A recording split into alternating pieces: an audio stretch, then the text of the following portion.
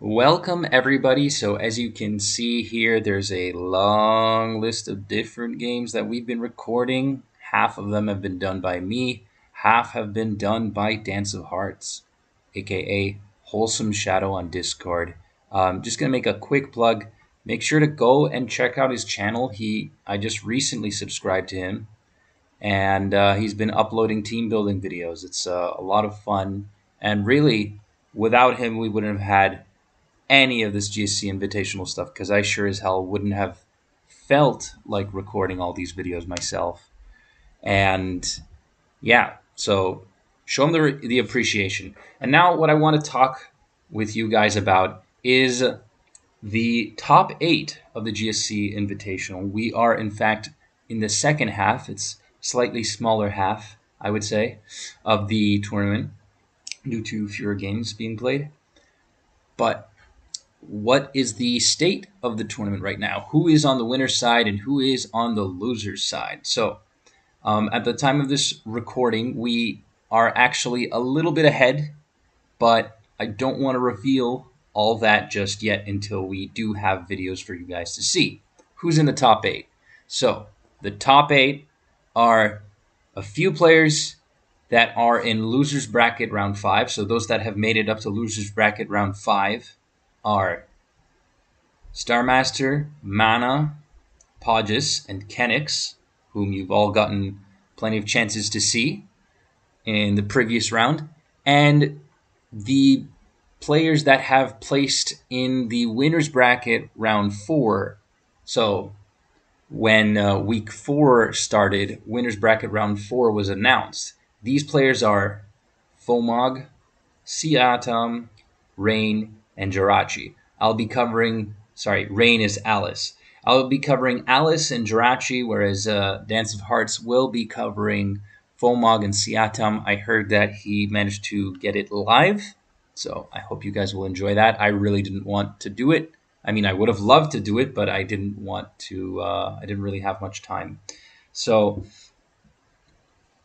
what do you think, considering this position, are the odds that each of these players will win? Well, the reality is it's harder to tell now than it will be in the following round. If I have to say so myself, Fong has probably the highest chances of winning as things are because he's on the winner's side. And though there has been plenty of competition, he's just been bringing the most solid teams.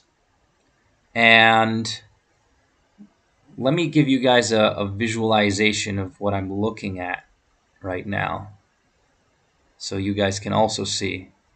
So it's just the announcements.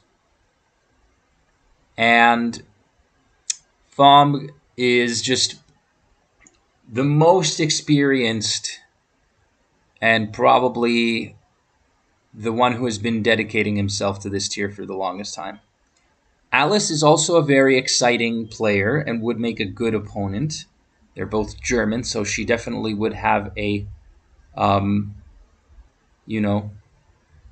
no disadvantage in terms of nationality matchup. And Siatam has been playing out of his mind. He's been really good. He's definitely going to pose a big threat to Fomog, right? To Fong. And Fong could be sent to losers by Siatam. He's definitely capable. He's been on an incredible streak.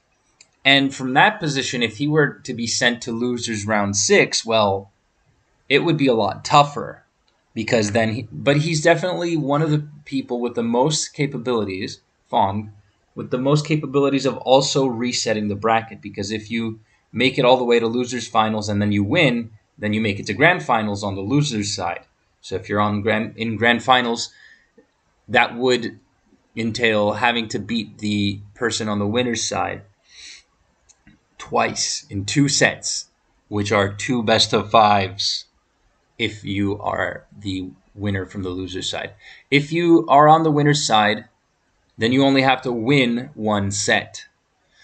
Last year, the grand finals was unceremoniously quick because Kenix was on the winner's side. Kenix is another very valid candidate, but he's already been sent to losers by none other than Siatam. So he's looking to defend his title. He's going to face Pages, or at this point he may have already faced him. However, I haven't seen the outcome, and I'm not spoiling anything to you guys. Kenix has a great shot at winning, but again, he'd be on the loser's side. So if he, by any chance, had to meet with Fong, it would look extremely difficult. Fong is not exactly the kind of competition you want to be facing in 2 best of 5s, because he has the neural capacity to just keep going, and he's been known to, well, play out stall games up to 1,000 turns. There was a time where in last year's Invitational, someone offered a tie because they didn't want to play that game. It was lasting like 100 or 200 turns. And I was thinking I was thinking that the odds of Fong winning weren't exactly very high, but he adamantly refused, played out 960 turns, and proceeded to win. So that's the kind of guy Fong is. He's also a person with insane records in GSC, in SPL. So he's used to the pressure, and he's the most experienced. Kenix is in his prime, without a doubt. He's just been playing so good last year, this year, really good. Starmaster, also impressive competitor. On the loser's side, would have to face Mana, and then would have to face the winner between Podges and Kenix. So that's also really scary. And then whoever is in loser's bracket round 6. So that one player between any of those that are in the winner's bracket. So Fong, Siatam, Alice, and Jirachi. And then losers finals, and then grand finals. So there's quite a lot to be played in that regard. So yeah, kind of a long match. Mana, to me, seems like he doesn't have particularly high chances. Doesn't strike me as the strongest, and is not in a good spot because he's facing Starmaster, who has, perhaps with a bit of luck on Fong's end, lost to him. But if it hadn't been for that really hard adversary, Starmaster would very well be wrecking people's shit and sending everybody to losers. Instead, now he's more of a reaper. He's going to start reaping. He's going to start eliminating people, cutting their tournament life short. Podges is also really scary competitor. However, I think I would give Kenix the edge in GSC. Podges is really frightening to face, but yeah.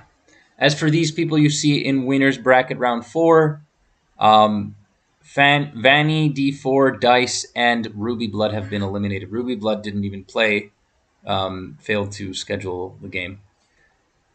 So there's that. Podges has a good chance.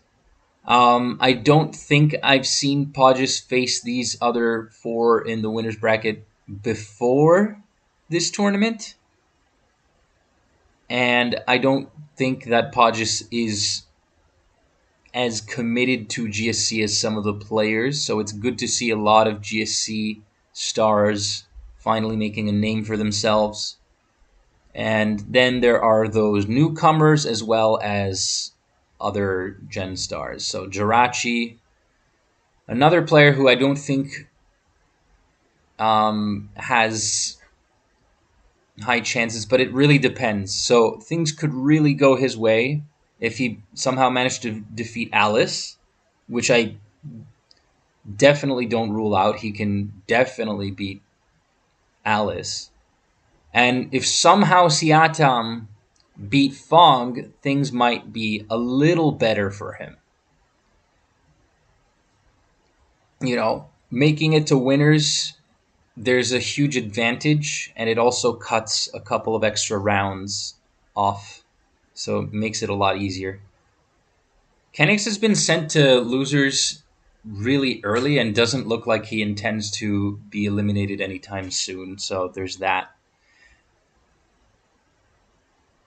The other interesting thing is anybody who wins in winners bracket round 4, or in other words, winners semifinals, they make it to the winners finals. And if you win the winners finals, you make it to grand finals. If you lose the winners finals, you make it to losers finals. So anybody who wins these semis is guaranteed to make money. So 2 players will be guaranteed to earn at least 20%, and the other at least 30% of the prize pool. As it stands right now, the prize pool is at 325. So that's way higher than last year's prize pool. I believe that last year, the first place barely earned like $70. But we start small and we build up to it. So that's really, really exciting. And I'd be super hyped to see Kenix versus Fong. I'd see maybe a rematch between Siatam and Kenix. That would also be really cool. Starmaster Fong, Starmaster Kenix would be also really hype. Pogis would also make for a hype matchup. Anyways, all of these players have been very exciting to watch. Very exciting. So that's about it. Make sure to vote who you think. You can predict here. You can make a prediction. I'm actually going to block that out because that's that's a bit ahead of time. But anyways, you can make a prediction who you think will win. Mind you that in winners bracket winners finals, there's also a best of 5, and in losers finals, there's also a best of 5. So, anyways, make your predictions. Stay tuned for more GSC action, and I hope you guys enjoy very much. Bye.